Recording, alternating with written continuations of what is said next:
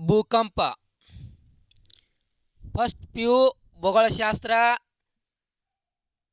ಪೇಜ 26 ಮತ್ತು 8ನೇ ಕ್ಲಾಸ್ ಸಮಾಜ ವಿಜ್ಞಾನ ಭಾಗ 1 ಪೇಜ್ ನಂಬರ ನೋಡ್ಕೊಳ್ಳೋಣ ಜರ. ಭೂಮಿಯ ಅಂತರಾಳದಲ್ಲಿರುವ ಶಿಲಾಭಾಗದಲ್ಲಿ ತೀವ್ರವಾದ ಚಲನೆ ಮತ್ತು ಅಡಚಣೆಯಿಂದಾಗಿ ಉಂಟಾಗುವ ಸ್ವಾಭಾವಿಕ ವಿಕೋಪ ಮತ್ತು ವಿನಾಶಕಾರವೇ ಭೂಕಂಪವಾಗಿದೆ. ಭೂಕಂಪವು ಅತಿ ಅಪಾಯಕರವಾದ ಮತ್ತು ಸ್ವಾಭಾವಿಕವಾಗಿ ವಿನಾಶಕಾರಿ ಉಂಟು ಮಾಡುವ ಕ್ರಿಯೆಯಾಗಿದ್ದು, ಭೂಮಿಯ ಮೇಲ್ಭಾಗದಲ್ಲಿನ ಜೀವ ಮತ್ತು ಆಸ್ತಿಯ ಮೇಲೆ ಹೆಚ್ಚಿನ ಅನಾಹುತ ಮಾಡುತ್ತದೆ. ಸ್ವಾಭಾವಿಕ ಮತ್ತು ಮಾನವ ನಿರ್ಮಿತ ಒತ್ತಡಗಳಿಂದಾಗಿ ಭೂಮಿಯ ಅಂತರಾಳದಲ್ಲಿ ಚಲನೆಗಳು ಉಂಟಾಗುವುದರಿಂದ ಭೂಕಂಪವಾಗುತ್ತದೆ. ಭೂಮಿಯ ಶಿಲಾಭಾಗದಲ್ಲಿ ಭೂಕಂಪ ಉಗಮವಾಗುವ ಸ್ಥಳವನ್ನು ಭೂಕಂಪನಾಭಿ ಅಥವಾ ಭೂಕಂಪನ ಕೇಂದ್ರ ಅಥವಾ ಭೂಕಂಪನ ಒಳಕೇಂದ್ರ ಎಂದು ಕರೆಯುವರು. ಭೂಮಿಯ ಶಿಲಾಗೋಳದಲ್ಲಿ ಭೂಕಂಪ ಉಗಮವಾಗುವ ಸ್ಥಳವನ್ನು ಭೂಕಂಪನಾಭಿ, ಭೂಕಂಪ ಒಳಕೇಂದ್ರ, ಭೂಕಂಪ ಕೇಂದ್ರ ಎಂದು ಕರೆಯುವರು. ಭೂಕಂಪ ನಾಭಿಯ ಆಳವು ಸಾಮಾನ್ಯವಾಗಿ ಭೂಪದರದ ಮೇಲ್ಭಾಗದಿಂದ 10 ರಿಂದ 700 ಕಿಲೋಮೀಟರ್ ಆಳದಲ್ಲಿ ಕಂಡುಬರುತ್ತದೆ. ಭೂಕಂಪ ನಾಭಿಗೆ ಲಂಬವಾಗಿ ಭೂಮಿಯ ಹೊರಭಾಗಕ್ಕೆ ಭೂಕಂಪನ ಅಲೆಗಳು ತಲುಪುವ ಬಿಂದುವನ್ನು ಭೂಕಂಪನ ಹೊರಕೇಂದ್ರ ಎಂದು ಕರೆಯುವರು. ಭೂಕಂಪದಿಂದ ತೊಂದರೆಗೆ ಒಳಪಡುವ ಪ್ರದೇಶವು ಸಾಮಾನ್ಯವಾಗಿ ಈ ಬಿಂದುವಿನಿಂದ ಸುತ್ತಲೂ ಕಂಡುಬರುತ್ತದೆ. ಭೂಕಂಪಗಳ ಬಗ್ಗೆ ವೈಜ್ಞಾನಿಕವಾಗಿ ಅಧ್ಯಯನ ಮಾಡುವುದನ್ನೇ ಭೂಕಂಪನ ಶಾಸ್ತ್ರ ಅಥವಾ ಸಿಸ್ಮೋಲಜಿ ಎಂದು ಕರೆಯುವರು. ಭೂಕಂಪಗಳು ಸಂಭವಿಸುವ ಸ್ಥಳ, ವೇಳೆ, ವೇಗ ಮತ್ತು ಭೂಕಂಪನ ಅಲೆಗಳ ದಿಕ್ಕನ್ನು ದಾಖಲೆ ಮಾಡುವ ಬಳಸುವ ಉಪಕರಣವೇ ಭೂಕಂಪನ ಅಥವಾ ಸಿಸ್ಮೋಗ್ರಾಫಿಕ್ ಎಂದು ಕರೆಯುವರು. ಭೂಕಂಪ ಮಾಪನದ ಅಂತಿಮ ಲೇಖ ರೂಪವೇ ಭೂಕಂಪ ಲೇಖ. ಭೂಕಂಪಗಳ ಬಗ್ಗೆ ವಿಶಿಷ್ಟವಾಗಿ ಅಧ್ಯಯನ ಮಾಡುವ ಪರಿಗಣಿತರನ್ನು ಭೂಕಂಪನ ಶಾಸ್ತ್ರಜ್ಞ ಅಥವಾ ಸಿಸ್ಮೋಲಜಿಸ್ಟ್ ಎಂದು ಕರೆಯುವರು. ಭೂಕಂಪಗಳಿಗೆ ಕಾರಣಗಳು.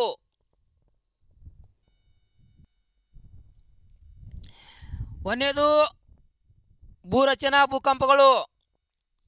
ಭೂರಚನಾ ಭೂಕಂಪಗಳು ಭೂಮಿಯ ಶಿಲಾಭಾಗದಲ್ಲಿ ಕಂಡುಬರುವ ಮಡಿಕೆ, ಸ್ತರಭಂಗಗಳು ಮತ್ತು ಬೃಹತ್ತಾಕಾರದ ಶಿಲಾಸ್ತರಗಳು ಸ್ಥಾನಪಲ್ಲಟಗೊಳ್ಳುವುದರಿಂದ ಭೂಕಂಪ ಉಂಟಾಗುತ್ತದೆ. ಇವು ಅತಿ ತೀವ್ರ ಲಕ್ಷಣಗಳನ್ನು ಹೊಂದಿರುವುದರಿಂದ ಜೊತೆಗೆ ವಿನಾಶಕಾರ ಭೂಕಂಪವನ್ನು ಚಟುವಟಿಕೆಗಳಾಗಿವೆ. ಇನ್ನು ಜ್ವಾಲಾಮುಖಿ ಭೂಕಂಪ. ಜ್ವಾಲಾಮುಖಿಯಿಂದ ಭೂಕಂಪ ಉಂಟಾಗ್ತದ. ಇವು ಅತಿ ಕಡಿಮೆ ತೀವ್ರತೆ, ಅತಿ ಕಡಿಮೆ ಪರಿಣಾಮಕಾರಿ.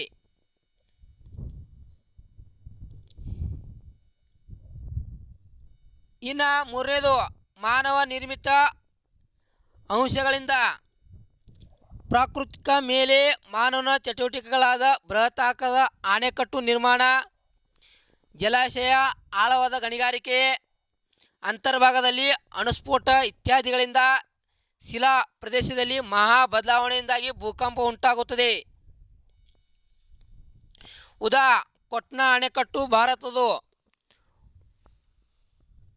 ಹುವಾರ್ ಅಣೆಕಟ್ಟು USA, ಮಂಗ್ಯಾ ಅಣೆಕಟ್ಟು ಪಾಕಿಸ್ತಾನ್, ಕರಿಬಾ ಅಣೆಕಟ್ಟು ಜಾಂಬಿಯಾ. ಇನ್ನು ಭೂಕಂಪನ ಅಲೆಗಳು. ಭೂಕಂಪನ ಅಲೆಗಳ ಚಲನಗತಿ ಮತ್ತು ವೇಗದ ಆಧಾರದ ಮೇಲೆ ಭೂಕಂಪನ ಅಲೆಗಳನ್ನು 3 ಮುಖ್ಯ ವಿಧಗಳಾಗಿ ವರ್ಗೀಕರಿಸಲಾಗಿದೆ. ಒಂದನೇದು ಪ್ರಾಥಮಿಕ ಅಲೆಗಳು, ಎರಡನೇದು ದ್ವಿತೀಯ ಅಲೆಗಳು, ಮೂರನೇದು ಮೇಲ್ಮೈ ಅಲೆಗಳು. ಇನ್ನು ಪ್ರಾಥಮಿಕ ಅಲೆಗಳು ಭೂಕಂಪನ ಬಿಯಿಂದ ಹೊರಟ ವೇಗ ಅಲೆಗಳಾಗಿದ್ದು ಮೊಟ್ಟ ಮೊದಲು ಭೂಕಂಪನ ಹೊರಕೇಂದ್ರವನ್ನು ತಲುಪುತ್ತವೆ. ಪ್ರಾಥಮಿಕ ಅಲೆಗಳು ಭೂಮಿ ಅನಿಲ ಮತ್ತು ಜಲಭಾಗದಲ್ಲಿ ಸಮಾಂತರವಾಗಿ ಚಲಿಸುವುದರ ಮೂಲಕ ವಸ್ತುವನ್ನು ಹಿಂದಕ್ಕೆ ಮತ್ತು ಮುಂದಕ್ಕೆ ಚಲಿಸುವಂತೆ ಮಾಡುತ್ತವೆ.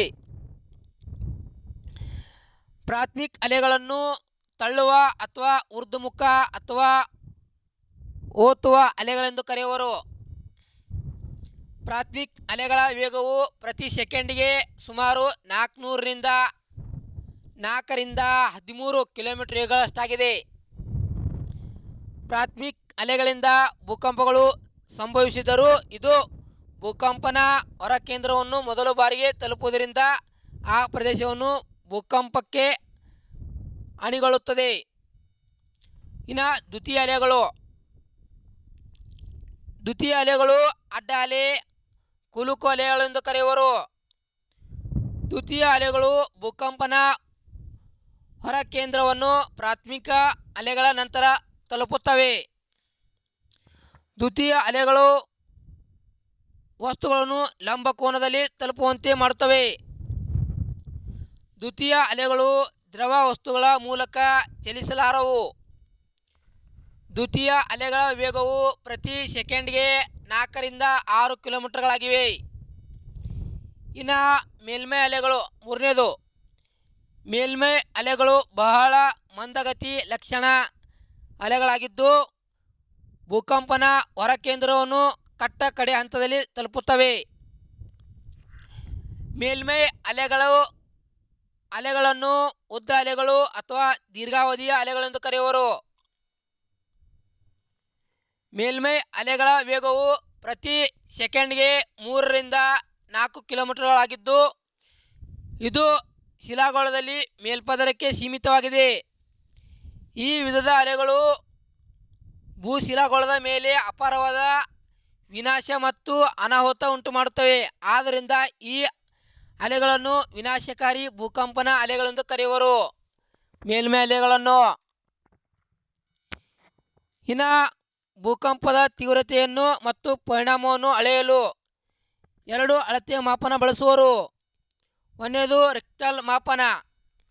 ಭೂಕಂಪನ ಅಲೆಗಳ ಪರಿಣಾಮವನ್ನು ಅಳೆಯಲು ಸಾಮಾನ್ಯವಾಗಿ ಬಳಸಬಹುದಾದ ಅಳತೆಯ ಮಾಪನವಾಗಿದ್ದು, ಆದರೆ ಇತ್ತೀಚಿನ ವರ್ಷಗಳಲ್ಲಿ ಭೂಕಂಪನ ಅಲೆಗಳ ತೀವ್ರವನ್ನು ಅಳೆಯಲು ರಿಕ್ಟರ್ ಮಾಪನ ಬಳಸಲಾಗುತ್ತಿದೆ. ಇನ್ನು ವರ್ಷಲಿ ಮಾಪನ ಭೂಕಂಪಗಳ ತೀವ್ರತೆಯನ್ನು ಅಳೆಯಲು ಸಾಮಾನ್ಯವಾಗಿ ಉಪಯೋಗಿಸುವ ಸಾಧನ ಇದಾಗಿದೆ. ಭಾರತದಲ್ಲಿ ಭೂಕಂಪ ಅಳೆಯುವ ಕೇಂದ್ರಗಳು. ಒಂದನೇದು ಗೌರಿಬಿದನೂರ ಕರ್ನಾಟಕ, ಕೊಡೈಕೆನಾಲ್ ತಮಿಳುನಾಡು, ಕೋಲಾಬ್ ಮಹಾರಾಷ್ಟ್ರ, ಹೈದರಾಬಾದ್ ಆಂಧ್ರಪ್ರದೇಶ್, ಡೆಹ್ರಾಡೂನ್ ಉತ್ತರಾಖಂಡ. ಭೂಕಂಪಗಳು ಸಂಭವಿಸುವ ಸ್ಥಳಗಳು, ತೀವ್ರತೆ ಮತ್ತು ಭೂಕಂಪ ಸಂಭವಿಸುವ ವೇಳೆಯನ್ನು ಆಧರಿಸಿದಂತೆ ನಕ್ಷೆಯ 3 ರೀತಿಯಲ್ಲಿ ರೇಖೆಯನ್ನು ಎಳೆಯಲಾಗಿದೆ. ಅವುಗಳೆಂದರೆ ಸಮ ಭೂಕಂಪ ರೇಖೆಗಳು, ಒಂದೇ ರೀತಿ ಭೂಕಂಪ ತೀವ್ರತೆಯನ್ನು ಪಡೆಯುವ ಸ್ಥಳವನ್ನು ಸಮ ಭೂಕಂಪ ರೇಖೆ ಎನ್ನುವರು. ಏಕ ಭೂಕಂಪ ರೇಖೆ, ಒಂದೇ ವೇಳೆಯಲ್ಲಿ ಸಂಭವಿಸುವ ಭೂಕಂಪ ಸ್ಥಳವನ್ನು ಏಕ ಭೂಕಂಪ ರೇಖೆ ಎನ್ನುವರು. ಇನ್ನು ಸಹ ಭೂಕಂಪ ರೇಖೆಗಳು ಏಕ ರೀತಿಯ ತೀವ್ರತೆ ಮತ್ತು ಒಂದೇ ವೇಳೆಯಲ್ಲಿ ಸಂಭವಿಸುವ ಭೂಕಂಪ ಪ್ರದೇಶವ ನಕ್ಷೆಯಲ್ಲಿ ಸೇರಿಸಿ ಎಳೆಯಲಾದ ರೇಖೆಯನ್ನು ಸಹ ಭೂಕಂಪ ರೇಖೆ ಎನ್ನುವರು. ಇನ್ನು ಭೂಕಂಪನ ವಲಯಗಳು. ಒಂದನೇದು ಪೆಸಿಫಿಕ್ ಸಾಗರ ವಲಯ. ಈ ವಲಯದಲ್ಲಿರುವ ಪ್ರಮುಖ ಪ್ರದೇಶಗಳೆಂದರೆ ಫಿಲಿಪೈನ್ಸ್, ಜಪಾನ್, ಅಲಾಸ್ಕಾ, ಪಶ್ಚಿಮ USA, ಮೆಕ್ಸಿಕೋ, ಮಧ್ಯ ಅಮೆರಿಕಾ, ದಕ್ಷಿಣ ಅಮೆರಿಕಾ ಪಶ್ಚಿಮ ಭಾಗ, ಜಪಾನ್, ಅಮೆರಿಕಾ ಇವು ಈ ಪಟ್ಟಿಯಲ್ಲಿ ಕಂಡುಬರುವ ಪ್ರಮುಖ ಭೂಕಂಪ ಪೀಡಿತ ವಲಯಗಳಾಗಿವೆ. ಪೂರ್ವ ಜಪಾನ್ ಮತ್ತು ಅಮೆರಿಕ ಸಂಯುಕ್ತ ಸಂಸ್ಥಾನದ ಸಾನ್ ಆಂಡ್ರಿಯಾ ಸ್ತರಭಂಗ ಪ್ರದೇಶಗಳು ಅತಿ ತೀವ್ರ ಭೂಕಂಪ ವಲಯಗಳಾಗಿವೆ. ಪ್ರಪಂಚದ 60ರಷ್ಟು ಭೂಕಂಪಗಳು ಈ ವಲಯ ಅಂದರೆ ಪೆಸಿಫಿಕ್ ವಲಯದಲ್ಲಿ ಕಂಡುಬರುತ್ತವೆ. ಪೆಸಿಫಿಕ್ ವಲಯವನ್ನು ಮೆಡಿಟರೇನಿಯನ್ ಮತ್ತು ಅಲೈನ್ ವಲಯ ಎಂದು ಕರೆಯುವರು.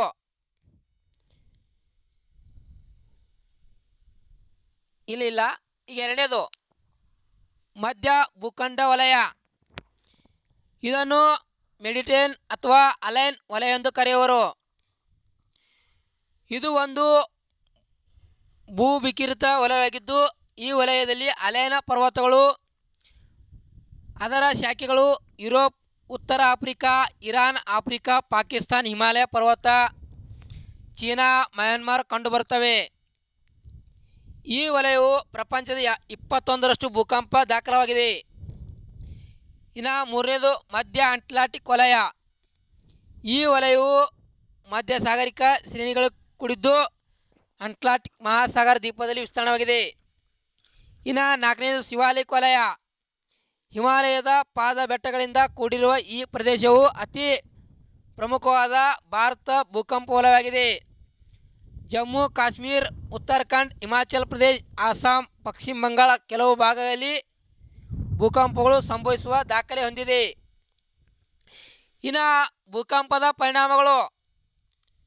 ಸ್ವಾಭಾವಿಕ ಭೂಕಂಪಗಳು ಸ್ವಾಭಾವಿಕ ವಿಕೋಪಗಳಾಗಿದ್ದು ಅಧಿಕ ವಿನಾಶಕಾರಿ ಆಗಿವೆ.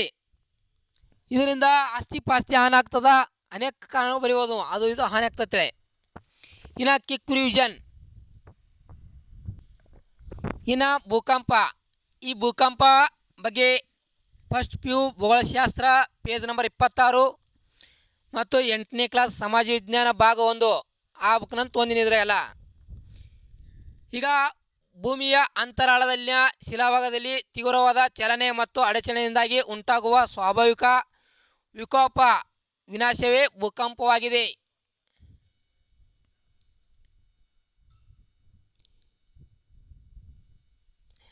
ಇನ್ನು ಭೂಮಿಯ ಶಿಲಾಗೋಳದಲ್ಲಿ ಭೂಕಂಪನ ಉಗಮವಾಗುವ ಸ್ಥಳವನ್ನು ಭೂಕಂಪನಾಭಿ ಅಥವಾ ಭೂಕಂಪನ ಒಳಕೇಂದ್ರ ಅಥವಾ ಭೂಕೇಂದ್ರ ಎಂದು ಕರೆಯುವರು. ಭೂಕಂಪ ಉಗಮವಾಗುವ ಸ್ಥಳವನ್ನು ಭೂಕಂಪನ ಕೇಂದ್ರ ಎನ್ನುವರು ಅಥವಾ ಭೂಕಂಪನಾಭಿ ಎನ್ನುವರು. ಭೂಕಂಪನ ನಾಭಿಯ ಆಳವು ಸಾಮಾನ್ಯವಾಗಿ ಭೂಪದರ ಮೇಲ್ಭಾಗದಿಂದ 10 ಕಿಲೋಮೀಟರ್ನಿಂದ 700 ಕಿಲೋಮೀಟರ್ ಆಳದಲ್ಲಿ ಕಂಡುಬರುತ್ತದೆ. ಭೂಕಂಪನ ನಾಭಿಗೆ ಲಂಬವಾಗಿ ಭೂಮಿಯ ಹೊರಭಾಗಕ್ಕೆ ಭೂಕಂಪನ ಅಲೆಗಳು ತಲುಪುವ ಬಿಂದುವನ್ನು ಭೂಕಂಪನ ಹೊರಕೇಂದ್ರ ಎಂದು ಕರೆಯುವರು. ಭೂಕಂಪನ ಬಗ್ಗೆ ವೈಜ್ಞಾನಿಕವಾಗಿ ಅಧ್ಯಯನ ಮಾಡುವುದನ್ನು ಭೂಕಂಪನ ಶಾಸ್ತ್ರ ಸಿಸ್ಮೋಲಜಿ ಎಂದು ಕರೆಯುವರು. ಭೂಕಂಪಗಳು ಸಂಭವಿಸುವ ಸ್ಥಳ, ವೇಳೆ, ವೇಗ, ದಿಕ್ಕು ದಾಖಲೆ ಮಾಡುವ ಬಳಸುವ ಉಪಕರಣವೇ ಭೂಕಂಪನ ಸಿಸ್ಮೋಗ್ರಫಿ ಎಂದು ಕರೆಯುವರು. ಭೂಕಂಪ ಬಗ್ಗೆ ಅಧ್ಯಯನ ಮಾಡುವವರನ್ನು ಸಿಸ್ಮೋಲಜಿಸ್ಟ್ ಎನ್ನುವರು. ಭೂಕಂಪ ಉಂಟಾಗಲು ಕಾರಣ. ಒಂದನೇದು ಭೂರಚನಾ ಭೂಕಂಪ. ಇದು ಭೂರಚನಾ ಭೂಕಂಪವು ಭೂಮಿಯ ಶಿಲಾಭಾಗದಲ್ಲಿ ಕಂಡುಬರುವ ಮಡಿಕೆ, ಸ್ತರಭಂಗ, ಬೃಹತ್ ಶಿಲಾಸ್ತರಗಳು, ಸ್ಥಾನಪಲ್ಲಟಗಳಿಂದ ಉಂಟಾಗ್ತದ. ಇದು ಅತಿ ತೀವ್ರ ಹಾನಿ ಭೂರಚನಾ ಭೂಕಂಪ. ಇನ್ನು ಜ್ವಾಲಾಮುಖಿಯಿಂದ ಭೂಕಂಪ ಆಗ್ತದ. ಇನ್ನು ನಾವು ಮಾನವ ನಿರ್ಮಿತ ಅಣೆಕಟ್ಟುಗಳಿಂದ ಭೂಕಂಪ ಆಗ್ತದ ಮತ್ತು ಗಣಿಗಾರಿಕೆ ಮಾಡೋದ್ರಿಂದ ಭೂಕಂಪ ಆಗ್ತದ. ಇನ್ನು ಭೂಕಂಪ ಅಲೆಗಳು. ಭೂಕಂಪನ ಅಲೆಗಳ ಚಲನಗತಿ ಮತ್ತು ವೇಗದ ಆಧಾರ ಮೇಲೆ ಭೂಕಂಪನ ಅಲೆಗಳನ್ನು 3 ಭಾಗ ವಿಂಗಡಿಸಲಾಗಿದೆ. ಪ್ರಾಥಮಿಕ, ದ್ವಿತೀಯ, ತೃತೀಯ. ಪ್ರಾಥಮಿಕ ಅಲೆಗಳು ಇವು ಮೊದಲು ಬಂದು ತಲುಪ್ತಾವ. ಪ್ರಾಥಮಿಕ ಅಲೆಗಳು ಭೂಮಿ, ಅನಿಲ, ಜಲಭಾಗದಲ್ಲಿ ಸಮಾಂತರವಾಗಿ ಚಲಿಸುವ ಮೂಲಕ ವಸ್ತುಗಳನ್ನು ಹಿಂದಕ್ಕೆ ಮುಂದಕ್ಕೆ ಮಾಡ್ತಾವ. ಪ್ರಾಥಮಿಕ ಅಲೆಗಳನ್ನು ತಳ್ಳುವ ಊರ್ಧ್ವಮುಖ ಓತುವ ಅಲೆಗಳೆಂದು ಕರೆಯುವರು. ಪ್ರಾಥಮಿಕ ಅಲೆಗಳ ವೇಗವು ಪ್ರತಿ ಸೆಕೆಂಡ್ಗೆ 4 ರಿಂದ 13 ಕಿಲೋಮೀಟರ್ ಆಗಿದೆ.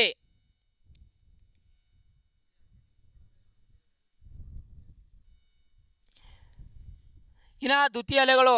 ದ್ವಿತೀಯ ಅಲೆಗಳನ್ನು ಅಡ್ಡ ಅಲೆಗಳು, ಕುಲುಕು ಅಲೆಗಳೆಂದು ಕರೆಯುವರು. ದ್ವಿತೀಯ ಅಲೆಗಳು ಪ್ರಾಥಮಿಕ ಅಲೆಗಳ ಆದ ನಂತರ ಬರ್ತವ.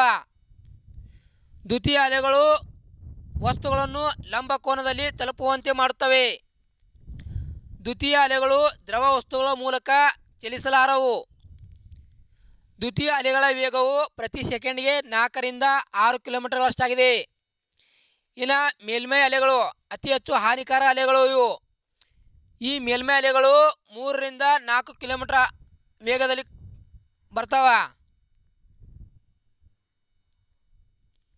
ಭೂಕಂಪ ತೀವ್ರತೆ ಮತ್ತು ಪರಿಣಾಮವನ್ನು ಅಳೆಯಲು 2 ಮಾಪನ ಬಳಸ್ತಾರ. ಒಂದನೇದು ರಿಕ್ಟರ್ ಮಾಪನ. ರಿಕ್ಟರ್ ಮಾಪನ ಭೂಕಂಪನ ಅಲೆಗಳ ಪರಿಣಾಮವನ್ನು ಅಳೆಯಲು ಸಾಮಾನ್ಯವಾಗಿ ಉಪಯೋಗಿಸಬಹುದಾದ ಅಳತೆ ಮಾಪನವಾಗಿದೆ.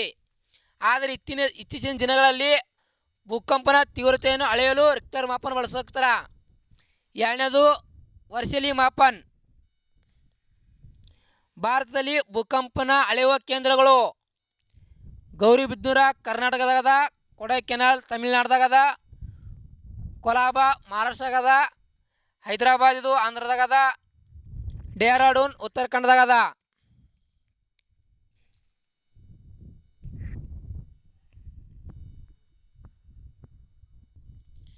ಅತಿ ಹೆಚ್ಚು ಭೂಕಂಪ ಎಲ್ಲಿ ಆಗ್ತದಂದ್ರೆ ಪೆಸಿಫಿಕ್ ಸಾಗರದಾಗ 8% ಇದಂದ್ರೆ 65. ಇನ್ನು ಎರಡನೇದು ಮಧ್ಯ ಭೂಖಂಡ ವಲಯ, ಇಲ್ಲಿ 21% ಆಗ್ತದ.